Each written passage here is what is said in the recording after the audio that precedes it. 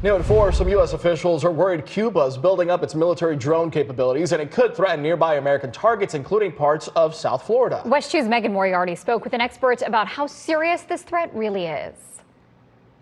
U.S. intelligence officials reportedly believe Cuba has hundreds of military drones, and there's been discussion on using them to attack U.S. military bases and vessels, according to an Axios report. But Dr. Luis Martinez Fernandez, a Pegasus UCF professor who studies Cuba, says the island nation would never go that far. It would be utterly suicidal for the Cuban government to engage in any attack of the United States. They know that, and they will avoid that. The U.S. does not believe an attack is about to happen right now, but some officials do see this as a growing concern. The Cuban government has had those drones for a while. It's not something that was just imported.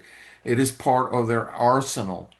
What gives this more attention is the fact that an Axios reported said that they had around 300 of them and that there were discussions about how to use them. Cuba is strongly denying these allegations, saying the U.S. is inventing a threat to justify tougher sanctions or even military action. Cuban Foreign Minister Bruno Rodriguez wrote on social media, Cuba, like every nation in the world, has the right to its legitimate defense against any external aggression.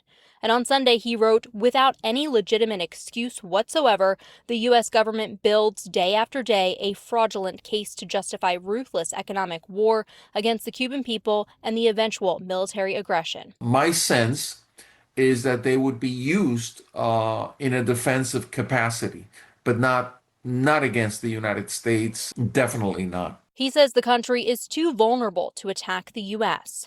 Megan Moriarty, West 2 News. Professor Martinez Fernandez says this does parallel a previous conflict between Cuba and the U.S. Ahead at 5, if history were to repeat itself, what it could mimic.